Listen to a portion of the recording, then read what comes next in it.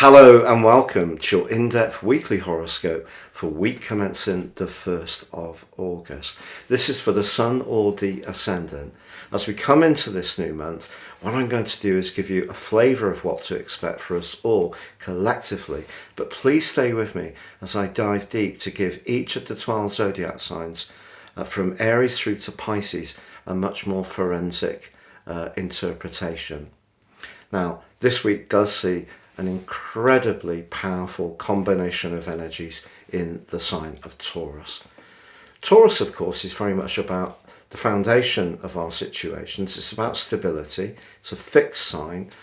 But the North Node, which moved into Taurus on the 18th of January, is almost like the karma of our attitude towards consumption, food, anything to do with consumerism, but it can also be to do with the crust of the planet as well. Now, when we put Uranus in the mix, that can be very much to do with truth, but it can also be to do with confrontation and being much more changeable in a sign that resists change, so that can create tension. And then Mars in the mix, that creates an ignition point, particularly with Uranus. So the potential for weather events that are quite extreme is definitely increased with this combination, and it can make us much more aware of the direction of travel that we're going in terms of, the type of fuels that we've used traditionally and the way that we've perhaps embraced fast food rather than enjoying more rustic consumption of food and making food from scratch. That's much less popular than it ever used to be. I think Uranus can throw some light on all of this and give us a bit of a shock to look at things again. So there can be a lot of tension this week, but also the outcome of our behaviour over a period of time. Now, the Sun and Mercury, of course, the Sun's in its home zone of Leo. Mercury's there at the start of the week, but on Thursday it does move into one of its two signs that it governs, and this one is Virgo. In this case, Mercury is very much about dry precision. This is about attention to detail. And that can be a very good thing. So if you've got a creative idea, but you want to bind it into something that's more workable, then Mercury will certainly help that process. There's also on Friday a quarter moon in the sign of Scorpio. Now, this can bring up some issues to do with jealousy, possessiveness, control in any relationship, but particularly a close personal relationship. For some folks, it could mean that we're going to have a big fascination with someone, particularly with Mars and Uranus in the mix, and it could be something that's very electric, but whether it will be long lasting is another matter. Now, it just so happens that Mars and Saturn are also in a right angle this week. This is really quite challenging. This is where we have Mars, which is very much about moving quickly, instant gratification, coming up against the more resistant energies and limiting energies of Saturn. Saturn in the sign of the collective, Aquarius in a retrograde, Mars in the sign of Taurus, very much about consumption. Quickly, I want it now, that instant gratification. So I think there's going to be some more potential shocks and pushbacks around the cost of living, unfortunately.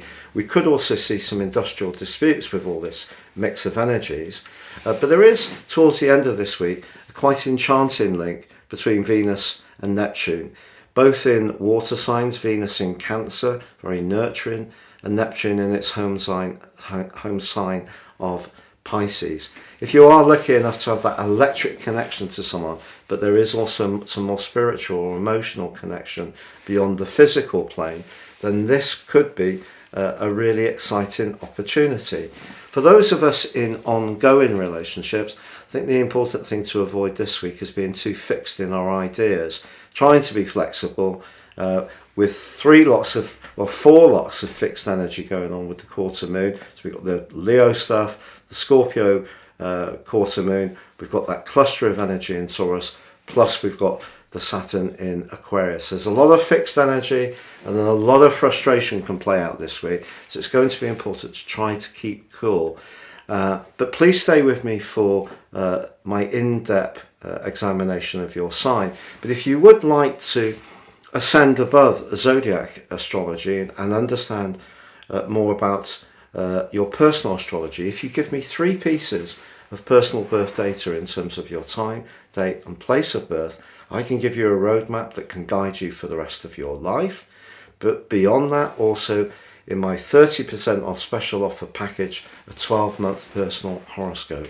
No 2 charts are ever the same. They're completely individually produced for the person that provides that data.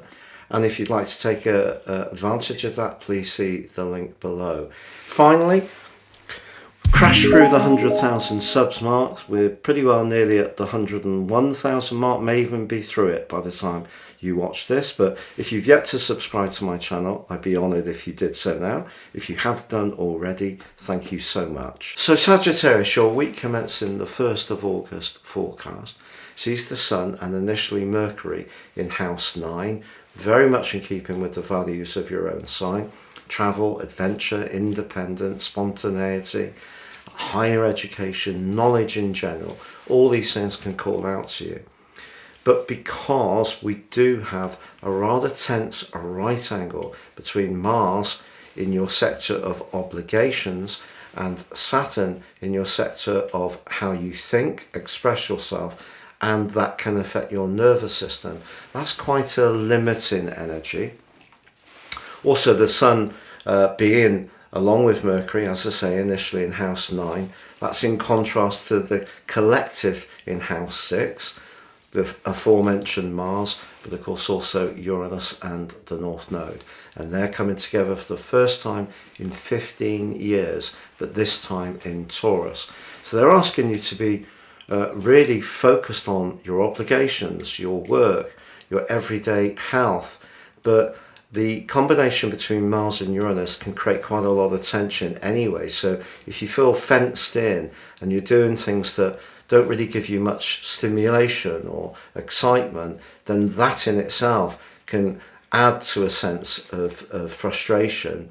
So I think in general this week, balancing what you need to do or want to do for yourself to embrace your freer spirit with what you have to do for others may prove to be the challenge. However, Mercury does move into a very positive location later this week. So if you want to apply for jobs, consider retraining or reskilling in some way, that's a good time to do so. But the quarter moon is in a tender area on Friday, and that could have a tendency to amplify any issue that you're finding a little bit more challenging that may just be buzzing in the background of your situation. But Venus is very, very good at the present time for you in terms of more devoted love, and it does forge a beautiful link with Neptune later this week. If you're looking to improve your abode through a decorative scheme or actually trying to move all together, that could be quite a fortunate aspect. But in general, this is a week where you may find yourself having to juggle all the different demands on you just at a time when you really would be much more up for having some liberation.